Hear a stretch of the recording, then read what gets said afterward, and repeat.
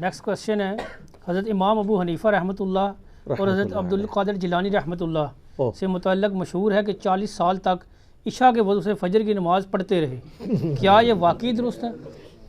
اس کو تو میں بعد میں ڈسکس کرتا ہوں. ہمارے تو بزرگ جو ہیں وہ، آپ کے بزرگ تو 2 نمازیں ایک وضو سے پڑھتے تھے نا. ہمارے یہاں ایسے بزرگ ہیں جنہوں نے کئی دفعہ ایک وضو سے 4 نمازیں پڑھی ہیں.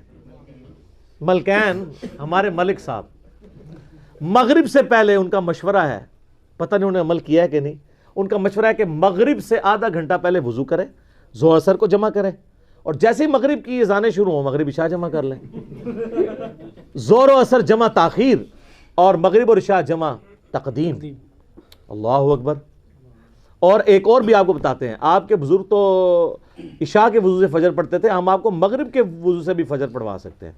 آپ فجر سے آدھا گھنٹہ پہلے اٹھیں، مغرب عشاء جمع کریں، پھر اسی وضو سے فجر پڑھ لیں.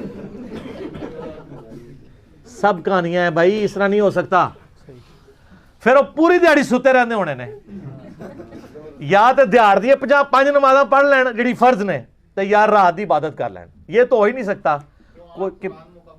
جی وہ تو چلو ایک علیحدہ گل ہے، جھوٹ، یہ بالکل جھوٹ ہے، اور اس میں کوئی بزرگوں کا مذاق نہیں ہے. بزرگ بھی اگر یہ سنیں نا پہلی دفعہ، ان کی بھی ہنسی چھوٹ جائے تو یار کیا کہہ رہے ہو. اچھا دوسرا، اصل میں ان کو یہ مصیبت کیوں پڑی، ان کو کتابوں کا خدا کا تعارف نہیں تھا، کہ کتابوں کا خدا یہ نہیں چاہتا کہ آپ رات کو جاگیں. یہ نیکی نہیں ہے، گناہ ہے. جی بخاری مسلم دونوں میں حدیث ہے، عبداللہ بن عمر بن عاص کی شکایت پہنچی ان کی بیوی کی طرف سے نبی علیہ السلام تک کہ جب سے شادی ہوئی ہے یہ رات کو عبادت کرتا ہے، دن کو روزہ رکھتا ہے.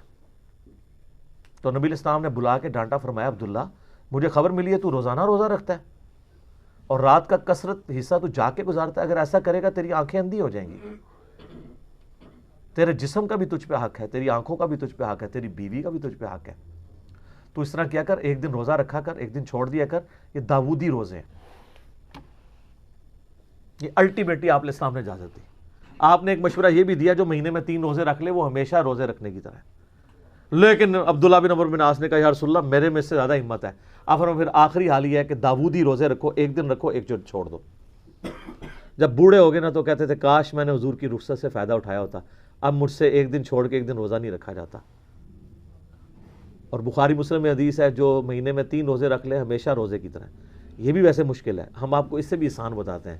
مسلم شریف میں حدیث ہے، ابو داؤد میں ہے، ترمذی میں ہے، نسائی میں ہے، ابن ماجہ میں، 5 کتابوں میں، ادر دین بخاری 5 کتابوں میں ہے کہ جو شخص رمضان کے روزے رکھنے کے بعد شوال کے 6 روزے رکھ لے گویا اس نے پوری زندگی کے روزے رکھے، اگر وہ ہر سال رکھتا رہے. لیکن اس میں ضروری نہیں ہے کہ فوراً بعد شروع کرنے ہیں. اور کہتے ہیں ایک فوراً رکھ لو، باقی توڑ کے رکھ لو، جس طرح مرضی رکھو، شوال کے اندر 6 پورے کرنے ہیں. تو یہ جو کہتے ہیں نا رات پوری جاگنا، ان حدیثوں پہ عبداللہ بن عمر بن عاص کو جو نبی علیہ السلام نے ڈانٹا، اس کے اوپر باب باندھا ہے امام بخاری نے کہ عبادت میں غلو کرنا مکروہ ہے. اور یہی تو چیز ہے جو طارق جمیل صاحب نے بھی ڈرتے ڈرتے بیان کر دی ہے، جس پہ ہمارا کلپ یوسف بھائی نے بنایا تھا، تبدیلی آ گئی ہے. انہوں نے کہا یہ کیا ہے 70-80 سال تک. اچھا یہ جو آپ کو واقعات سنا رہے ہیں، خود انہوں نے کبھی ستو کھائے؟ آپ تو ککڑ پن دینے تو انہوں کو سنا دینے. 2-2 کروڑ کی گاڑیوں میں سفر کر کے تو آپ کو کہتے ہیں کہ جی وہ چٹائیوں پہ بیٹھا کرتے تھے. تو اسی بھی لو نا گاڑی تو تھلے سرکار.